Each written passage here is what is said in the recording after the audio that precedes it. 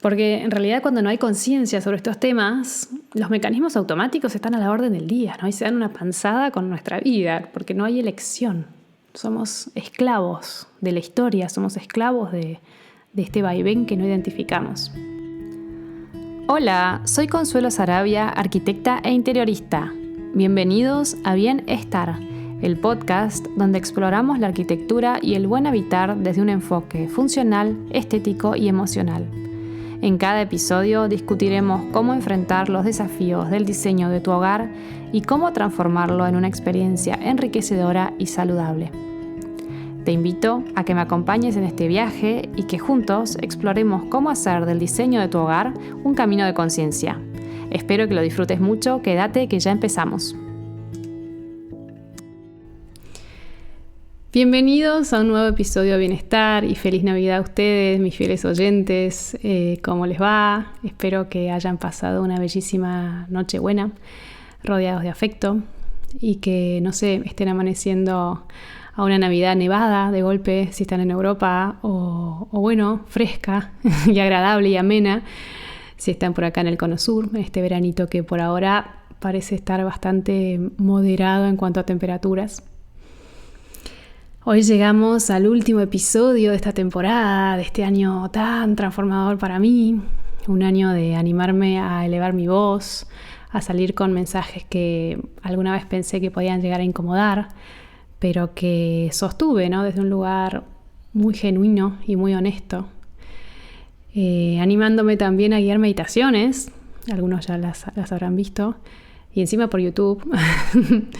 Así que descubriendo también a partir de eso lo mágico de un propósito, de un objeto, de un objetivo y de una intención, y que las palabras fluyan con esa facilidad como si fuesen agua, imagen a imagen. Para cerrar esta temporada les traigo un tema que no solo me apasiona, sino que me atraviesa muy profundo, porque es un tema que tuvo mucho que ver con mi crecimiento y mis aprendizajes. Y parece chiste que lo traiga acá al final de la temporada, parece un gancho para la próxima, porque la verdad que es un tema del que se puede hablar muchísimo. Pero esto en realidad tiene que ver con una evolución personal, con una exploración de mi mensaje y un crecimiento que voy haciendo de a poco, Entonces, arquitectura y emociones, desde el día 1, fue una expresión de mi historia, de mi alma, de mi historia como persona, como profesional, como amiga, como madre, incluso como mujer. Así que este tema no solo me apasiona, sino que me emociona, como hasta la raíz, diría Natalia Lafourcade, porque cuando comprendí el vínculo entre energía femenina y masculina, me ayudó a entender muchas cosas de mí, de mi accionar, de cómo me vinculaba, de cómo trabajaba. No solo en la vida personal, sino también en mi ejercer profesional, y me trajo mucha luz sobre actividades o sobre acciones automáticas, Y una vez que integré esta claridad o esta conciencia a mi vida diaria, algo como interno se acomodó, se volvió como más amable, me trajo paz, me trajo aceptación. Y por eso quiero abrir esta conversación acá. Así que hoy ya me siento lista para hablar de estos temas que son un poco más esotéricos, puede ser. Ya les voy a ir contando por qué para mí no. Porque hoy vamos a hablar de energía, y más específicamente de energía femenina y masculina entendidas como opuestos complementarios, que conviven en un todo que existe, que somos nosotros, el universo. Todo el universo está formado por energía.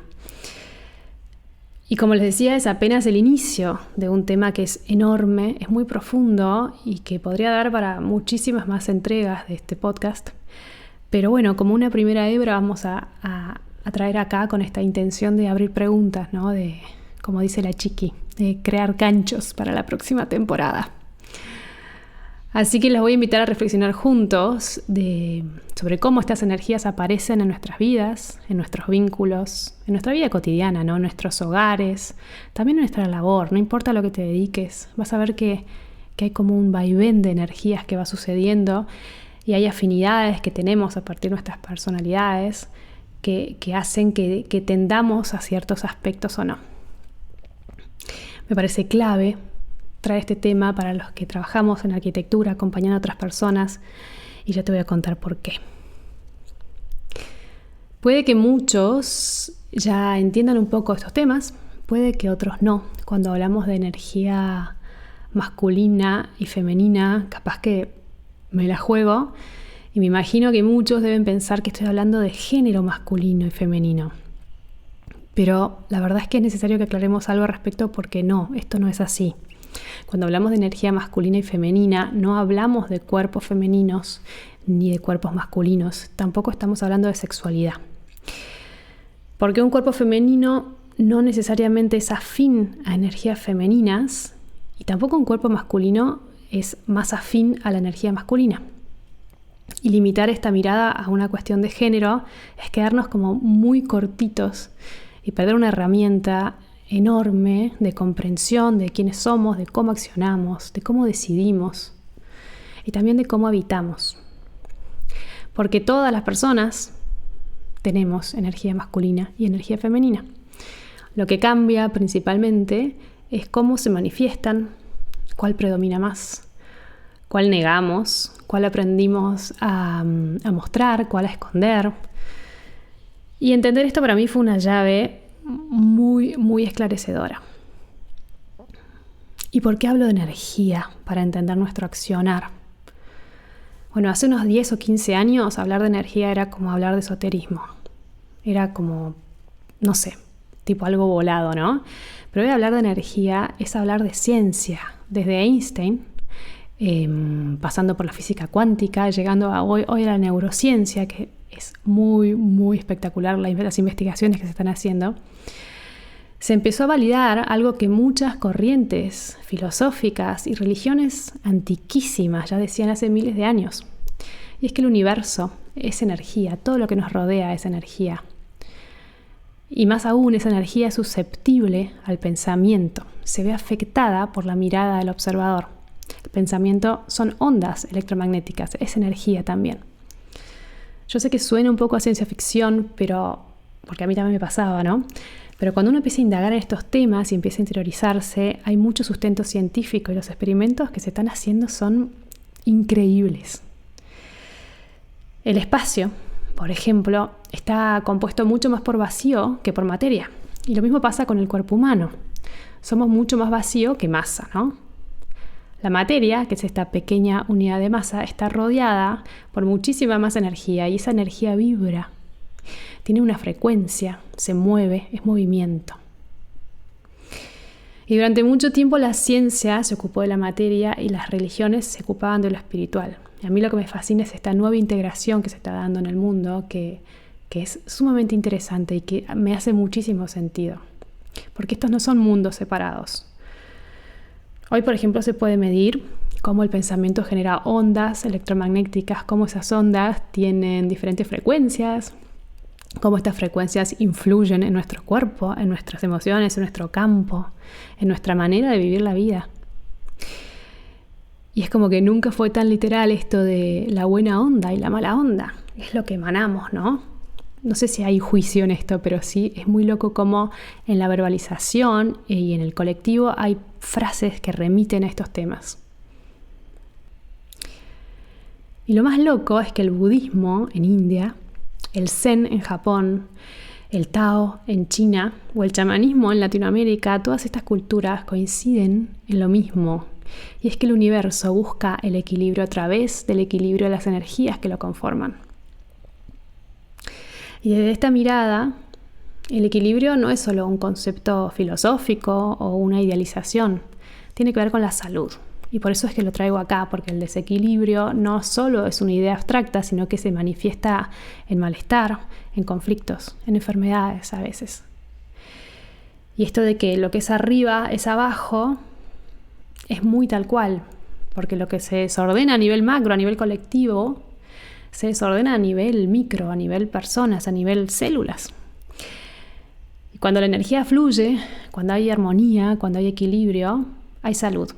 Pero cuando se bloquea, ahí empieza a haber como una restricción, algo que se niega, algo que no se integra. Y aparece la incomodidad, aparece la rigidez literal en el cuerpo, aparece la infelicidad, la negación, el desgaste también. Bueno, los chinos, a través del Tao, que es su cosmovisión. A mí me apasiona la filosofía china, la medicina china. Esta cosmovisión de los chinos, su manera de entender el universo, explican muy bien la teoría del equilibrio de energías a través de la teoría del yin y el yang. Yin y yang son dos fuerzas opuestas complementarias. Yin suele estar asociado a lo que entendemos en Occidente como energía femenina, energía de creación, energía de lo interno, de lo profundo, de la quietud, energía del frío.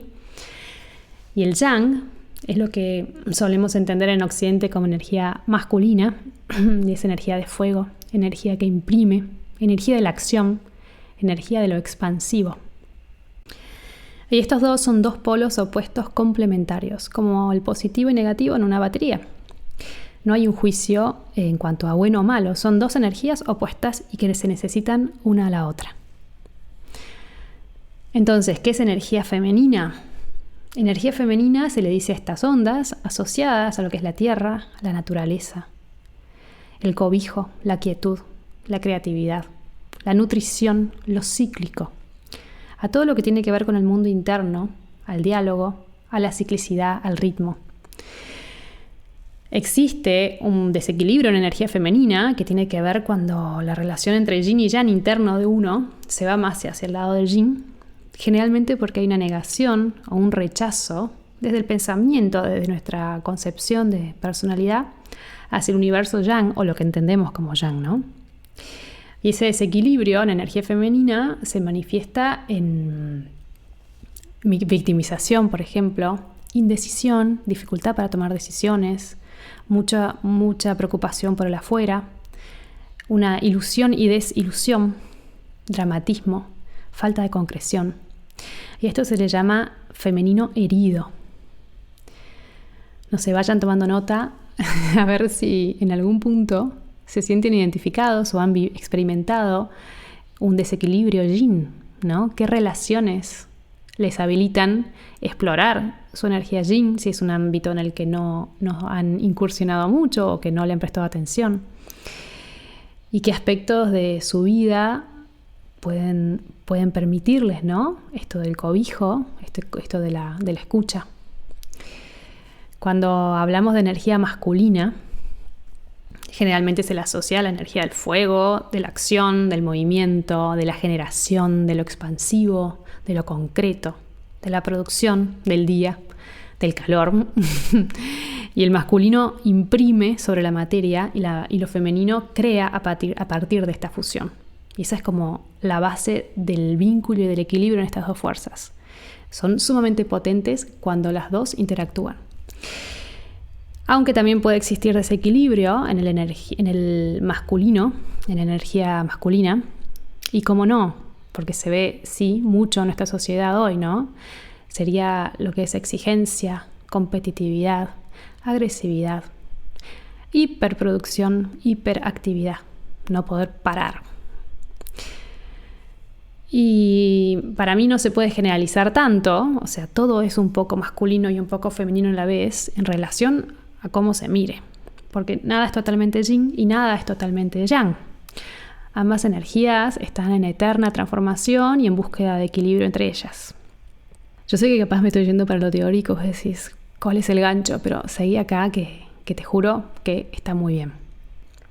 Según los aprendizajes de nuestra vida, solemos tener más afinidad con algún tipo de energía o con otra, ¿no? Y a veces a partir de esta afinidad podemos irnos más por un lado porque negamos lo otro y ahí nos caemos como en un desequilibrio sin darnos cuenta.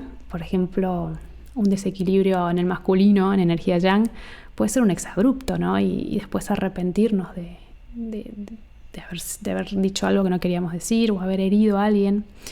Un desequilibrio en el yin puede ser cuando nos pasamos de dramatismo en un tema y no podemos soltarlo y le damos 1000 vueltas y capaz nos volvemos hipermentales para defendernos, ¿no? Para dejar de sentir. No sé si les pasó esto de sentir que hay temas que te arrastran para un lado más yin o un lado más yang. Porque en realidad cuando no hay conciencia sobre estos temas, los mecanismos automáticos están a la orden del día, ¿no? Y se dan una panzada con nuestra vida, porque no hay elección. Somos esclavos de la historia, somos esclavos de este vaivén que no identificamos. Y cuando hay equilibrio, cuando hay energía femenina integrada en energía masculina, es una energía que crea, que concreta, que planifica, que produce, pero que también descansa, que tiene sus ritmos, que entiende sus ciclos, que es sabia y que es valiente, que es tierna, pero también es firme. Son como dos mitades en diálogo. Y bueno, y en los últimos años el mundo empezó de golpe a volver la mirada hacia la revalorización de la energía femenina como una posible vía de sanación colectiva para todo lo que nos está afectando tanto, ¿no? a nivel social, a nivel mundial. Sin embargo, para mí muchas veces esa búsqueda se da desde una lógica también masculinizada, en cuanto a que el femenino intenta adaptarse a los mismos parámetros de exigencia, competencia, hiperproductividad que generaron el desequilibrio antes. Entonces caemos en lo mismo.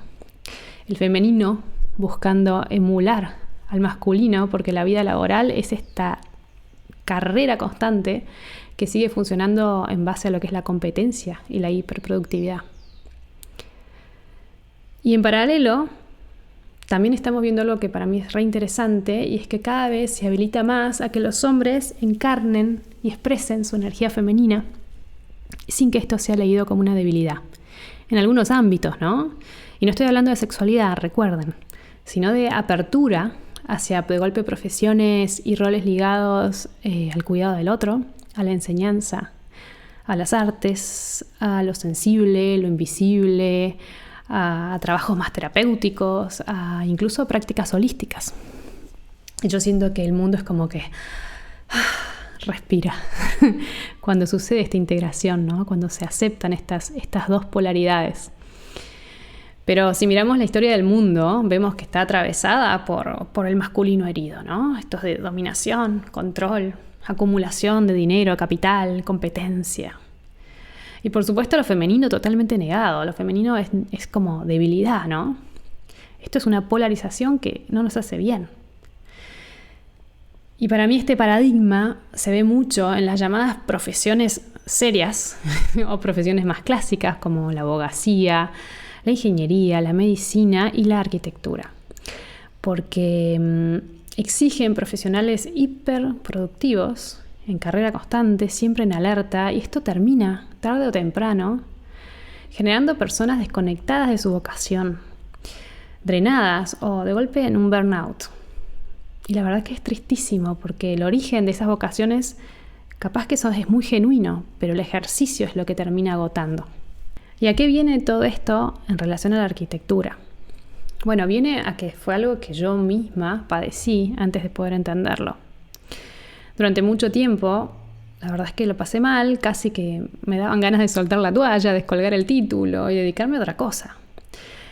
Porque cuando me recibí, todavía no era del todo consciente, pero sí empecé a vivir un choque muy fuerte entre lo que era la idealización creativa que traíamos de la facu y la realidad del ejercicio profesional, porque a los arquitectos se nos educa como genios creativos, pero una vez afuera nos encontramos lidiando con planillas de Excel, subcontratos que tironean por pagos, incumplimientos y clientes que muchas veces esperan impecabilidad en un rubro donde el orden escasea por donde se lo mire.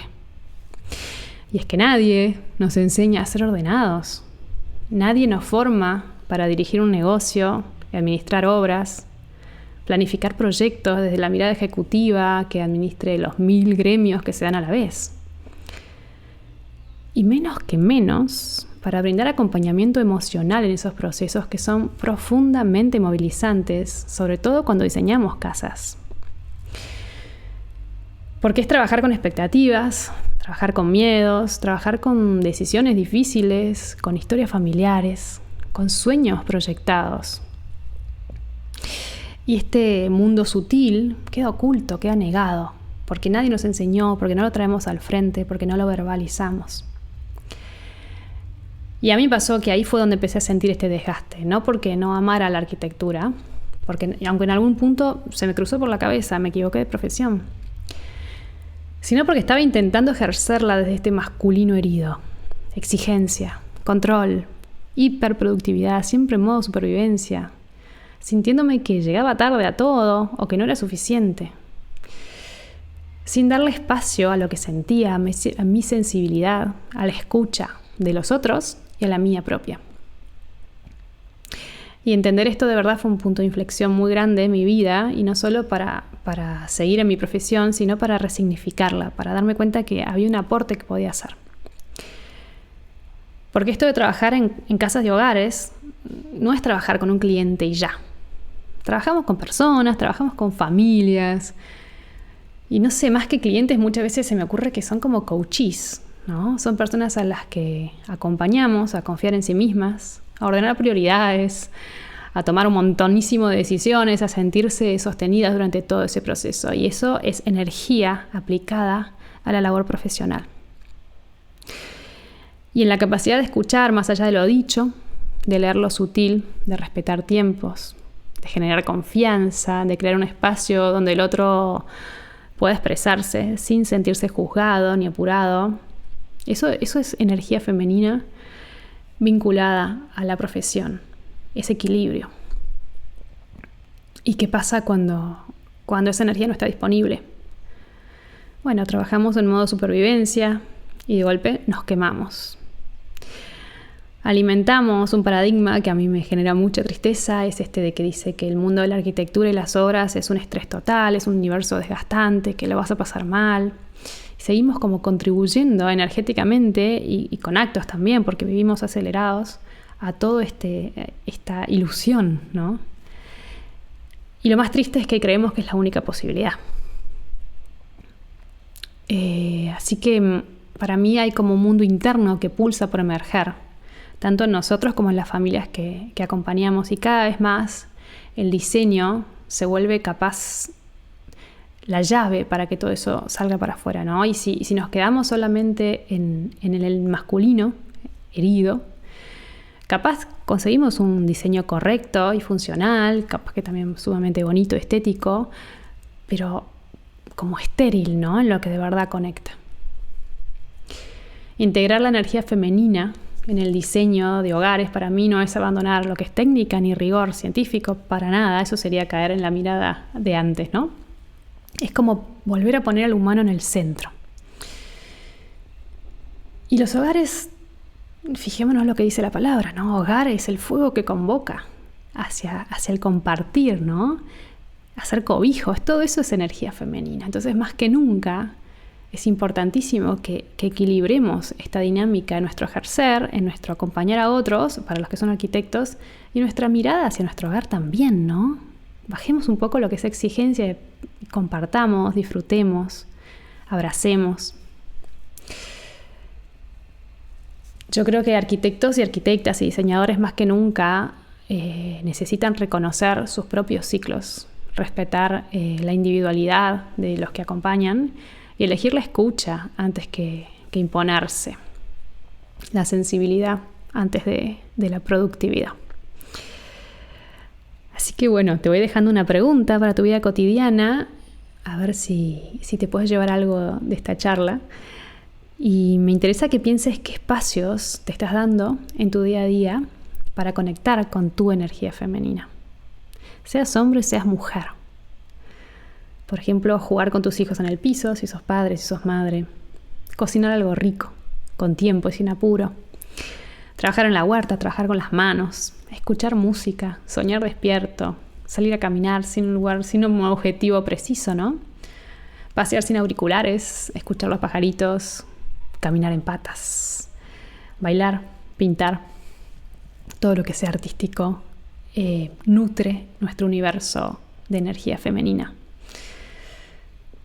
Así que bueno, cerrando este año, vamos a ir cerrando este episodio que me apasiona, ya lo viste, se me debe notar muchísimo porque la verdad es que tiene que ver tanto con mi camino personal de aprendizaje que es muy potente. Pero bueno, yo no siempre viví así. Esto es un proceso que fui atravesando a lo largo de muchos años de integrar las partes de mí que negaba, que no me gustaba, entender un poco también mi historia. Y esto ya cierro ahora acá en un ratito, pero tuvo que ver mucho con mi maternidad. Yo tuve 2 hijos varones, tengo 3 hijos, la tercera es mujer, pero mis 2 varones me hicieron pensar mucho en qué mundo quiero que vivan, ¿no? En el futuro. ¿Qué puedo hacer yo para que crezcan en un mundo que los contenga, que los acepte como son, que no les exija innecesariamente? Porque cuando los niños son niños, su energía femenina se manifiesta con total naturalidad, en equilibrio con su energía masculina. Y yo lo pude vivir y me pude deleitar con ese espectáculo increíble. Porque si están tristes, lloran. Si están felices, se ríen. No hay victimización, no hay agresividad, hay como un equilibrio. Y visto así, tan sencillo, desde la mirada de los niños, es como tan natural. Es un yin y yang en diálogo constante. Y ver ese fluir de la energía de manera tan inocente y pensar cuánto de esto va a seguir siendo aceptado, cuánto de esto se les va a permitir en el mundo adulto.